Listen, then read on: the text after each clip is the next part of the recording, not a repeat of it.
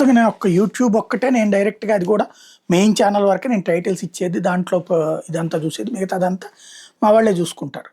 ఈ నాకు వెబ్సైట్ ఇది కూడా అట్లాగే డొమైన్ ఇట్లా పెట్టుకోవచ్చు ఇది అని చెప్పినప్పుడు కొంత డబ్బులు పెట్టి దాన్ని డిజైన్ చేయించాం, ఇదంతా నడిచింది. ఇప్పుడు ఆ టైంలో నాకు తెలియక ఒక అతను డొమైన్ నాకు రిజిస్టర్ చేశాక అతను డబ్బులు కట్టాడు. తర్వాత నాకు ఇది ఇచ్చారు.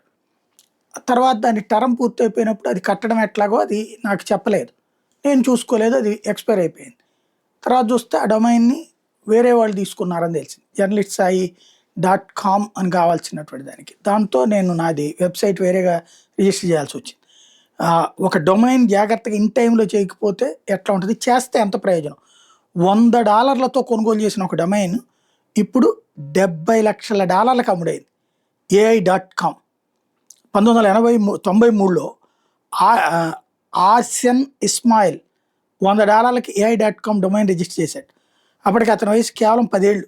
తన ఇనిషియల్స్కి సరిపోతుందని తీసుకున్న నిర్ణయం ఇది. కానీ కాలం గడిచే కొద్దీ అదే డొమైన్ ప్రపంచంలోనే అత్యంత విలువైన డిజిటల్ ఆస్తులు ఒకటిగా మారింది. ఇస్మాయిల్ చిన్న వయసులోనే ఓరెన్ స్క్రిప్ట్ రూపొందించాడు, MIRC టూల్స్ రిలీజ్ చేశాడు, లోకల్ సోషల్ నెట్వర్క్ ప్రారంభించాడు, 1337 టెక్ స్థాపించాడు. అంతేకాదు బిట్కాయిన్ ప్రారంభ దశలోనే మార్కెట్ ప్లేస్ ప్రయోగాలు కూడా చేశాడు. ఏ టెక్నాలజీ పెరుగుతున్న కొద్ది AI.com విలువ ఆకాశాన్ని అంటింది. 2023లో ChatGPT, XAI అంటే టెక్ జైంట్స్ వైపు రీడైరెక్ట్ అవుతూ ఇది డిజిటల్ ట్రోఫీగా కూడా మారిపోయింది. చివరికి 2026లో భారీ డీల్ కింద క్లోజ్ అయింది. Crypto.com CEO క్రిస్ మార్క్స్జక్ ఈ డొమైన్ని పూర్తిగా క్రిప్టోలో $70 లక్షల కొనుగోలు చేశాడు. డీల్ని ల్యారీ ఫిచ్చర్ బ్రోకర్ చేశాడు. సరైన ఐడియాలతో తీసుకొచ్చినటువంటిది అనమాట.